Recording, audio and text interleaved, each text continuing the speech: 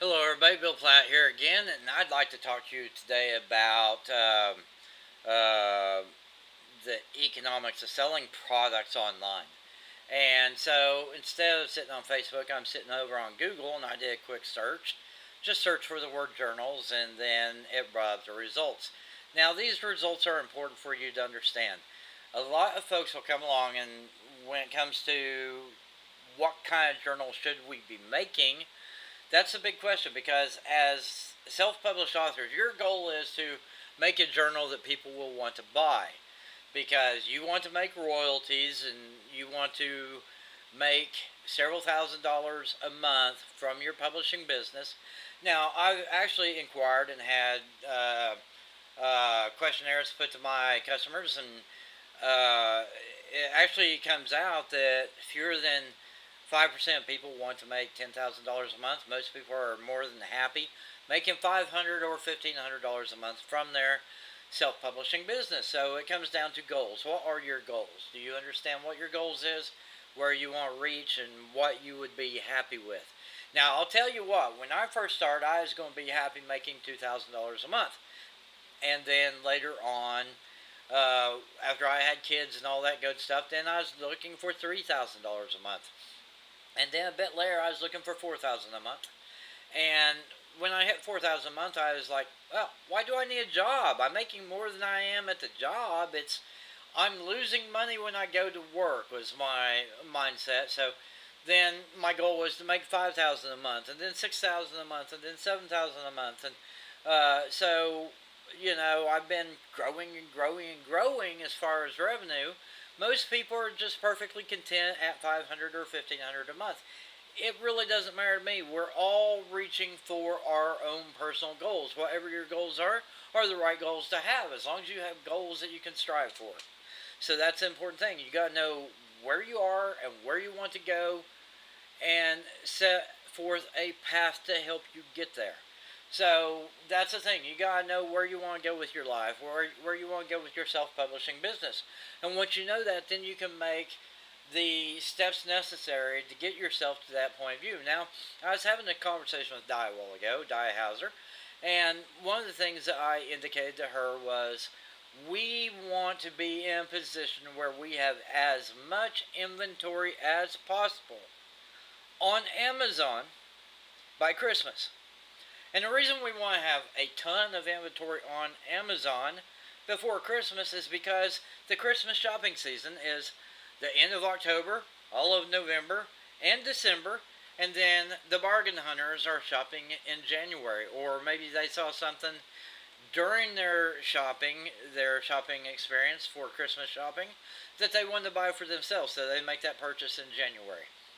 So a friend of mine, her entire business revolves around the Christmas shopping season, and she makes the bulk of her money in October, November, December, and January every single year. She's been doing it for 5 years. So that's where the bulk of her money comes in. And the way it actually works out, 50% of her revenue for the entire year comes through October, November, December, and January. And typically, and honestly, let me do the math in my head real quick. Basically, 1/4 of her gross income comes from February, March, April, May, June, July, and August, and September. So 75% of her income is coming in those 4 months: October, November, December, and January. And over half of her income comes from December alone.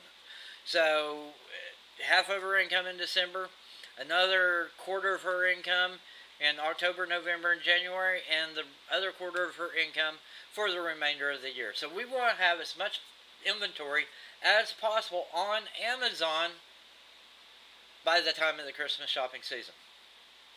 So what I want to talk to you today about is this.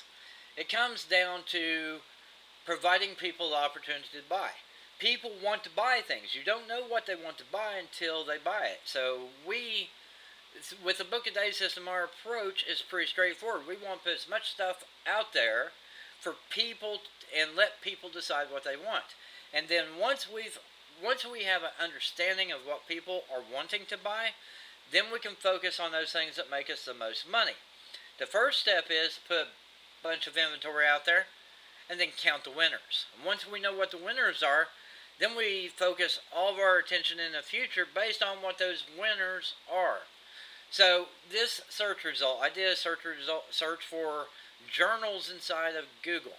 Now, I don't know if you know this, but the listings at the top of the page are shopping results.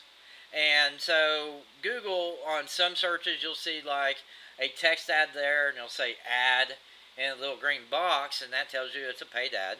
And that's pay-per-click, and so those spots are being sold to the people with the highest highest ad spend. So the 4 books you see at the top of the page, those people are paying the most money to get traffic to their website so that you can buy what they're selling. And this particular search result is very interesting to me because it's all over the map on pricing. And this is the reason I want to show this to you. These 4 listings, for this particular product, it's picture listings. For other products or services, it may be text ads instead of image ads. So these are image ads. And the top 4 you see are the people who are spending the most money to get your business. So typically the way the Google AdWords works is the guy who's selling the first listing there, the embossed leather bullet journal for 24 bucks, that fellow is paying probably 60 or 80 cents a click. And you don't pay that kind of money unless you're making that kind of money.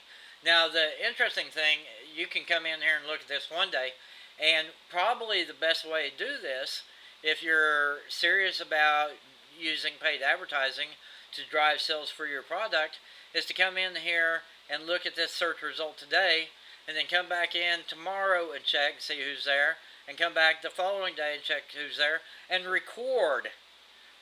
Write down notes about what books are in the first 4 spots every single day. And what you'll find is there may be some outliers that come up in the search results in the top 4 pay-per-click listings. There may be some outliers that come up from time to time that aren't actually making money from their listing. But what's important, it's not the ones that come up and they're there for a day or two and then they disappear. Those people are out of money. They don't have any more money to advertise, so they disappear. The ones that are here all the time, every day, this week and next month and the month after that, they're the ones who are making money from their listings, and you'll never know unless you do the research. So you come in here and you type in journals and you see the top 4 journals listed, and then you write those down. Then you come back tomorrow and you write them down. You come back next week and you write them down. You come back next month and you write them down. And from that process, you'll determine which of these listings inside Google are making the most money, because you know if they're spending the money, they're making the money. That's the key. If they're spending the money, they're making the money. Okay? So we got 4 listings here, and I want to talk to you about these 4 listings. 2 of them are high priced, 2 of them are cheap. So the first one is Global Goods Partners. They're selling a embossed leather bullet journal for 24 bucks. The second one is a recycled soft cover mini notebook for $1.90. The third one is a personalized journal, charcoal, bold style, from Personalization Mall for $24.99. And then the fourth one is a bulk plain notebooks, $2 on Etsy. Now that Etsy listing is a generic. That's not necessarily a person who has a listing on Etsy who's buying that ad. That's Etsy buying that ad because they want to bring people in to a bargain sale so that they'll stay on the site and buy other things. So that's what we call a loss leader in business. You put something out there that costs almost nothing, and even if you sell some, at least you got the advertisement. You got people shopping on your website who would not have been shopping on your website if you did not have that listing there. So Etsy is probably looking to break even on that particular ad. The recycled softcover mini notebook from Custom Ink, also a loss leader. It's a generic ad by a company who makes all their money by getting you to stay on their website and keep shopping. So they've got loss leader products there. Those loss leaders are both priced under $2. We're not going, you and me we're not going to make money selling $2 journals off of Google or Amazon. We might make some money at $4.99. We might make some money at $5.99. But we're not going to make money at $2. In fact, we can't even get them printed for $2. See what I'm saying? You can get them printed for $2 if you're willing to buy in volume and you're willing to buy in China. They will print them off for about 40 cents for you. 40 cents a book, but you have to buy 1,000 of them. Or they'll give you 39 cents a book, but you have to buy 10,000 units. So we're playing in a completely different ball field here. So what I want to focus on here is the two listings that are $24 and $24.99. And the $24, it's going to be a little bit more expensive because it's embossed leather. So your embossed leather is worth $24. People are willing to pay $24 for this particular book. Now let me open that thing up and let's take a look and see what that product actually is. So we land on the website and you can pick your color. I don't want to do that. So let's scroll down and see if we can find the details on this. So this is a 4 1/4 wide, 6 inches tall, 1/2 inch deep, 80 sheets. 80 sheets of paper within a leather notebook. So therefore, and it's made in India. So, and it's got pockets on the covers. So this is a real simple product. A little bit more expensive because it's a leather cover. It's a little bit more expensive because it's got pockets on the inside of the cover. But otherwise, it's 80 pages, 80 blank pages inside this notebook. So it's $24. People are willing to pay more for better quality products. So the leather binding as opposed to the perfect binding is a better quality product. Let me go ahead and close that down. We'll take a look at the other one. This other one has something that's going for it that's really special. So even though, now one thing that's got going for it that we don't have access to going through CreateSpace is that little piece of cloth that comes out that stands as your page holder, your bookmark. That's something we can't do through CreateSpace, but that's a-okay. So this is, let me read real quick, see what it says about this. We will artfully engrave the teal or charcoal journal with any name in large black lettering along the opening edge of the journal. The second line of the personalization will include a special quote, short quote or phrase. And it's sized to fit in your tote bag or whatever. So let's see if we can find the details on that particular one. And they're not giving us any more details as far as size. Maybe I'm missing it. There's no, that's listings. So let's see. Are they telling us anything about this product? I am not seeing anything about this product that tells you what kind of cover it is. Now, this looks like it could be a hardback cover, but honestly it probably isn't. It's probably a texture on a perfect bound book with a soft cover. The only thing it's got going for it is that little page marker that we don't get through CreateSpace. So this is a journal with writing pages in it. We don't know anything more about this product, but we do know two things. And these two things we do know are important. One, it's $24.99, and two, it's personalized. So you can personalize it to the name on the cover and the short phrase or quote that's in smaller print next to the name. And so that is what I want you to be aware of, is that personalization makes a difference. There's two ways you can go about increasing the price of your product. One is you can use you can create a better quality book by putting a leather cover on it, or you can personalize it.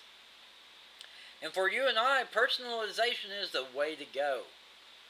We don't, I've shopped around trying to find people who do leather bound covers for us.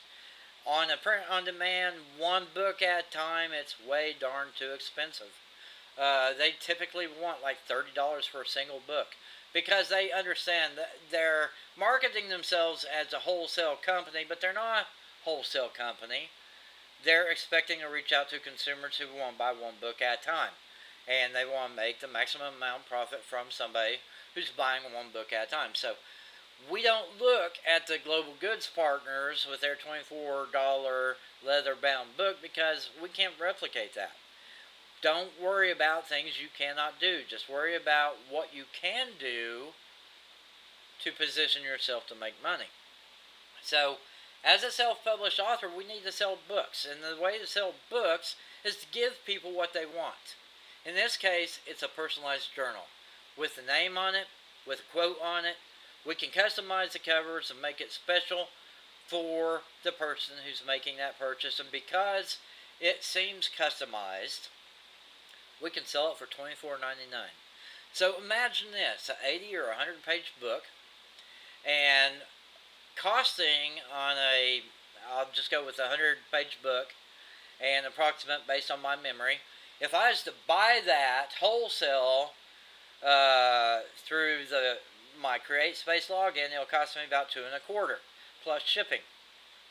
If I go over to Amazon and list it there, the minimum list price of that product is approximately $5, and I will make 40 or 50 cents per copy sold. So, on that premise, it's right around $4.50, $5 cost to get one of these books custom printed. Now, you got a $24.99 price tag on that puppy. You're making almost $20 profit. Now, with Amazon, it's a sliding scale. It's not, they don't figure it at, our cost is $4, so therefore, anything over $4 you get a keep. No, that's not the way they do it. So, on a $20 book, I'm making like $9. Okay? Same number of pages. So a $25 book, I'll probably make $12, maybe $13 on that book. Okay? So let's go back and let's look at what makes this special again. We know that if they are listed on the first page of Google in the top 4 cost per click listings, that they're probably making money. The way we make sure they're making money is we come back and check next week, and then we come back the week after that. And if that listing is still in the top 4 on Google, they are making money. Because if they're paying 40, 50, 60, 70 cents a click, they need to sell books in order to keep paying for that advertising. Okay? So you come back to it, and then you got the first names. Now, there is a website on the internet where you can go to by the U.S. government. It's Popular Baby Names. So you can go to that, and it'll list for you the top 1,000 girls' names for this decade, and the top 1,000 girls' names for last decade, and the top 1,000 girls' names for the decade before that. And you can go all the way back to like the 1920s on that. They have the documentation. They've also got the favorite boy names. 10,000 favorite boy names of the year. Where I think it's actually 1,000 for each one. So it's the top 1,000, top 1,000, top 1,000. But you get the top 1,000 for each decade. Now, if we just go with the top 1,000 boy names for this decade, that's 1,000 personalized journals, people. So you go through and you put Mike's journal, and Sam's journal, and Reagan's journal, and Chris's journal. And all of a sudden, now you've got a custom product. You're not just a notebook with lines on the page. Now you're Chris's journal with lines on the page. Now you're special. Now you have something that's more valuable than a regular notebook. Okay? That is the key to making money with our books, with journals. We need to specialize. We need to be very specific and specialize in a particular style of journal. We don't go up there and just say, hey, we got a 100-page blank line notebook.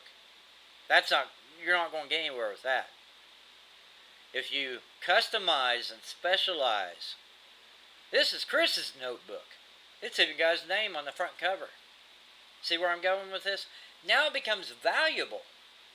Now somebody's willing to pay a little bit more for it because it's custom to the individual who's going to receive this, either as a customer or as a gift. So I wanted to talk to you about that because here in the next few days I'll be releasing some new training. And in that new training, I'm going to go into all this about specializing and doing purpose-driven publishing. And so that might be the name of the product. Up until now, it's been solution-based journals, but I might go back and call it whatever I just said. I'll have to watch the tape again. Purpose-based or purpose-driven.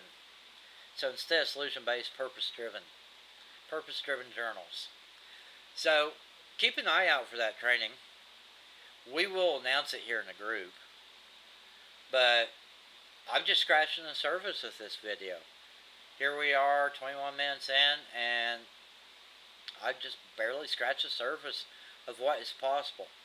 But I will tell you, and I want to re-emphasize, the more you drill down into the market, the more people will be willing to spend to get their hands on your particular journal. Stop putting up notebooks, 120-page notebook with lines on it. Stop doing that and start focusing and drilling down and looking at how can I make my journal more valuable than the competitor's journal. Okay? So until next time, this is Bill Platt. Have a great day.